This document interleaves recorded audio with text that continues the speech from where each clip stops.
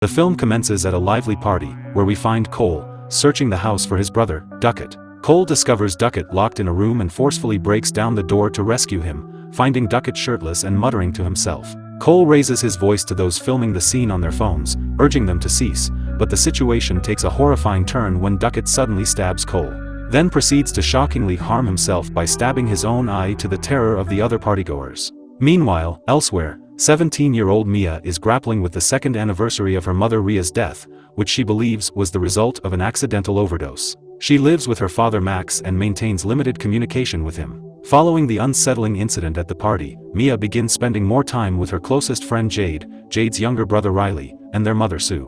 One evening, Mia picks up Riley after he spent time with his friend, and on their way back, they come across an injured kangaroo in the street, writhing in pain. Riley suggests ending its suffering, and Mia initially attempts to euthanize the kangaroo by driving over its head. However, she ultimately can't bring herself to do it and drives around the injured animal instead. Later, Jade persuades Mia to accompany her to a party, primarily because Jade's boyfriend Daniel will be there. Riley joins them as they sneak out to attend the party hosted by Joss and Haley. The partygoers assemble as they unveil a preserved hand from a medium with mysterious inscriptions. Their game's objective is to grasp the hand, believing it can summon spirits. Mia volunteers to go first, and with Haley lighting a candle and providing Mia with instructions, she grasps the hand and utters the words, "Talk to me." In her initial encounter, Mia witnesses the spirit of an elderly man, which startles her and causes her to release the hand momentarily. Regaining her composure, she repeats the phrase, "Talk to me," followed by, "I let you in." This time, she encounters the spirit of a grotesque-looking woman and clings to the hand for a longer duration.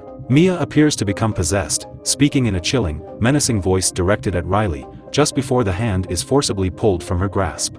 Later, the group reassembles to play the game at Jade's house, taking advantage of Sue's absence for the night. The older teens participate, and their encounters with the supernatural take an eerie turn, including an unsettling incident where Daniel becomes possessed and engages in unintentionally bizarre behavior with Jade and Riley's dog. Despite Jade's hesitations and the concerns of others who think he's too young, Riley insists on taking his turn. They decide on a brief session consisting of only 60 seconds, but as Riley participates, he appears to be possessed by what sounds like Ria's spirit, speaking to Mia and expressing how much she misses her. As the time limit passes, Mia desires to continue communicating with Ria when suddenly, Riley starts violently harming himself, smashing his head against the table and nearly gouging out his eye. Then Riley, under the influence of the malevolent spirit, is violently dragged across the room in an attempt to inflict further harm on himself. Jade intervenes just in time, preventing Riley from fatally injuring himself before he is rushed to the hospital. When Mia tries to visit Riley at the hospital, both Jade and Sue turn her away,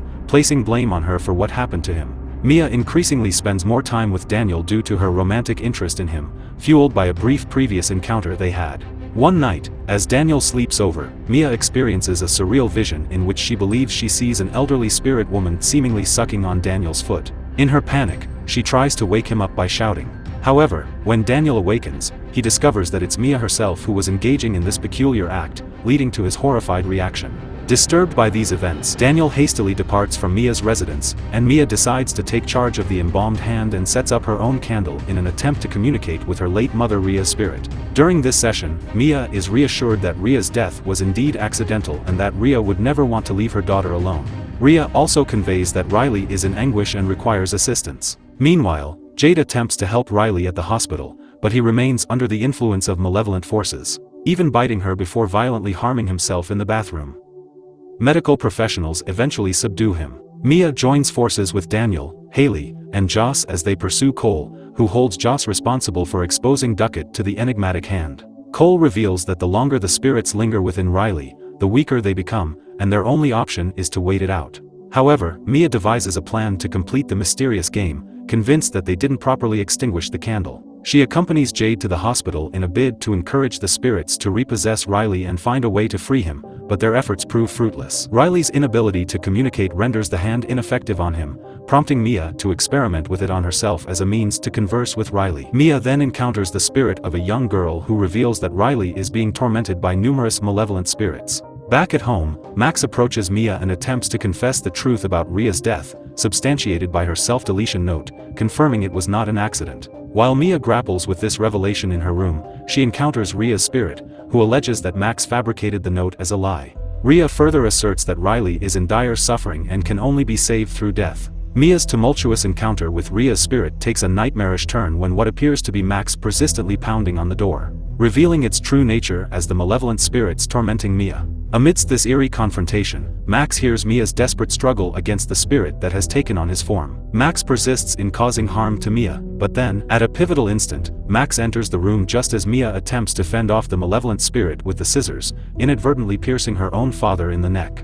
Subsequently, Mia employs a ruse to deceive Jade into leaving the hospital and returning to her house while she sneaks back into the hospital to be alone with Riley. Torn between her emotions and the belief that Riley's death may be the only solution, Mia attempts to end his suffering with a pair of scissors but ultimately cannot bring herself to do it. She places Riley in a wheelchair and begins to wheel him towards oncoming traffic, perceiving him as a decrepit spirit. Ria's spirit tries to persuade Mia to push Riley, but Jade intervenes just in time. Mia overcomes Ria's voice and ultimately decides to let go of the wheelchair, saving Riley. But in a shocking turn of events, Jade pushes Mia into traffic, resulting in a car striking her. As Mia regains consciousness, she remains unaware of her own death. She finds herself in a hospital where Riley has fully recovered and is seen leaving with Jade and Sue. Max also appears to have recovered from his injuries.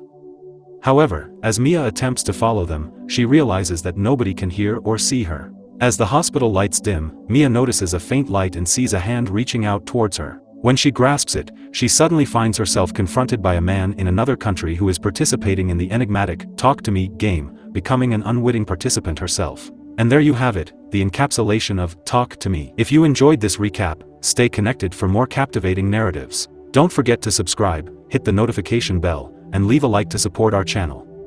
Your engagement is truly appreciated. Thanks for watching.